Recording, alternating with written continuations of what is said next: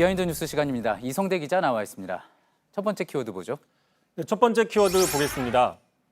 자, 만세는 했지만 현충일엔 안 된다. 아마도 어제 현충일 기념식 이야기하는 것 같은데 무슨 내용입니까? 그렇습니다. 문재인 대통령 어제 현충일 추념사에서 김원봉을 거론해서 지금 정치권의 파장이 이어지고 있습니다. 예, 다시 한번 좀 정리를 해보자면 김원봉은 이제 대표적인 좌익 계열 무장 독립 운동가 아닙니까? 월북해서 이제 김일성 정권에 가담했고 한국당은 이런 전력 때문에 현충일 기념식에서 이걸 언급한 것은 잘못됐다 이렇게 지금 반발을 하고 있는 거죠. 그렇습니다. 말씀하신 것처럼 그런 이유들 때문에 지금 강력하게 반발을 하고 있는데 먼저 그 비판의 목소리 들어보시죠. 예. 영령들을 추모하는 그런 자리입니다. 그 자리에서 한국 전쟁 때 그런 우리 호국 영령들의 목숨을 앗아간 김원봉을 높이 평가하는 대통령이 과연 있을 수 없는 그런 발언을 했습니다. 예. 자, 그런데 김무성 전 대표가 당대표 시절이었죠. 2015년 8월입니다. 2015년 8월 당시에 영화 암살이라는 영화를 국회에서 상영하는 행사를 가졌는데 이 암살이라는 영화는 김원봉이 비중 있는 인물로 나오는 영화입니다. 천만 관객이 들었던 흥행 영화였죠. 영화를 본 뒤에 이렇게 만세삼창을 했는데 이런 장면들도 오늘 뒤늦게 논란이 됐습니다. 자, 그때는 김원봉을 칭송해놓고 이제 와서 비판한다, 뭐 이런 비판인 겁니다. 예. 김원봉 선생이 이제 독립운동에서 큰 역할을 한 거는 보수 진보 모두 인정을 하는 부분일 것 같고요. 그러다 보니까 이제 이런 행적에 대해서는 인정을 하는 거지만 문제는 이제 월북 이후의 행적, 그거는 좀 다르지 않느냐 이런 주장, 반론을 펼 수도 있지 않겠습니까? 바로 그 지점이 이제 김무성 전 대표가 이야기하는 것과 좀 비슷한 주장인데 다시 한번 들어보시죠. 예.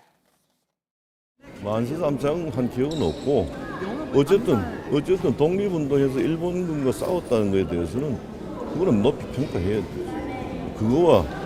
그거와 동족 상장의 비극을 전쟁을 일으킨 그런 원흉과는 구분돼야 됩니다.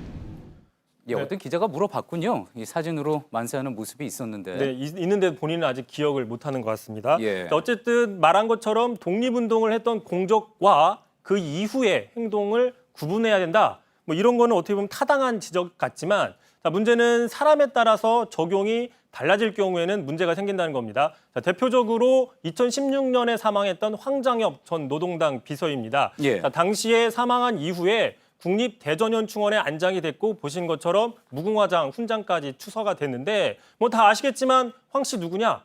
주체 사상의 아버지로 알려져 있죠. 그다음 대남 공작의 산실인 조평통 부위원장 출신, 또 김일성 종합대학의 총장 등을 역임했고 97년 망명하기 직전까지 북한 정권에서 최고위급을 지냈던 인물입니다. 자, 이런 인물이 다름 아닌 현충원에 안장이 됐고 훈장까지 추서가 됐다. 자, 이런 것들은 모두 다 보수 정권인 이명박 정부 시절의 일입니다. 예, 그렇군요. 주체 사상의 아버지가 현충원에 묻혀 있다.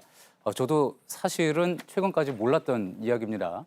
자, 그렇다면은 한국당이 그 당시에 이제 여당이었지 않습니까? 한나라당이었을 테고요. 이에 대해서 그간의 어떤 논리라면은 당연히 반대를 했었을 것 같은데 어땠습니까? 네, 당시 한번 보도 한 번 더 계속 보시면 자, 당시에 황장엽 씨 사망 당시에 자, 현충원 안장 추진 논란 있을 때 지금 보신 것처럼 차기 유력 주자였던 박근혜 전 대통령도 직접 조문을 하기도 했습니다. 참고로 이 당시에 이런 얘기를 하는 사람이 있습니다. 뭐라고 얘기했느냐면 자, 황장엽 선생이 그동안 자, 북한 동포가 자유를 찾고 또 북한 세습 체제가 붕괴되는 날을 보지 못하고 돌아가셔서 너무나 안타깝다. 이렇게 얘기한 사람이 있는데 자, 이게 누구냐? 바로 좀 전에 나왔던 김무성 당시 원내대표 이야기입니다. 자, 김무성 전 대표의 이야기 앞서서 들려드렸던 얘기를 다시 보시면 예. 자, 독립운동가로서의 김원봉의 업적과 동족상잔의 전쟁을 일으킨 원흉 김원봉과는 구분을 해야 된다고 얘기를 했습니다.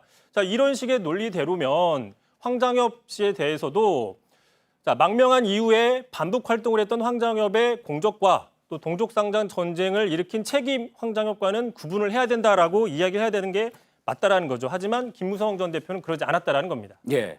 하지만 역시 또 한국당 입장에서는 제가 이제 변론을 하는 게 아니라 이런 반론이 나올 수 있다라는 측면에서 이야기를 좀 해봅니다. 같이 북한 정권에서 활동을 했다고 하더라도 황장엽 씨는 망명 후에 이제 전향을 했으니까 괜찮고 김원봉 선생은 그런 일이 없었으니까 평가가 다를 수 있다. 이런 반론도 나올 수 있지 않겠습니까? 네, 그렇게 해석을 할 수도 있는 것 같은데 참고로 또 이 내용을 보시면요. 최근에 그 5.18 망언을 늘 해오는 그 극우 인사 지만원 씨 있습니다. 이 지만원 씨는 예전부터 황정엽이 알고 보면 5.18 때 광주에 난파됐던 북한 간첩이다라는 주장 계속해 왔습니다. 자, 이런 지만원 씨를 국회에 불러다가 공청회를 열었고 바로 그 자리에서 5.18 망언들을 했던 인사들에 대해서 지금 징계에 소극적인 게 바로 한국당입니다. 자, 이런 측면에서 봤을 때는 지금 황장엽 씨가 현충원에 안장이 돼 있다. 이런 장면들에 대해서 한국당 일각에서는 아마 인정하지 못하지 않을까. 뭐 이렇게도 해석을 할 수 있을 것 같습니다. 예, 알겠습니다.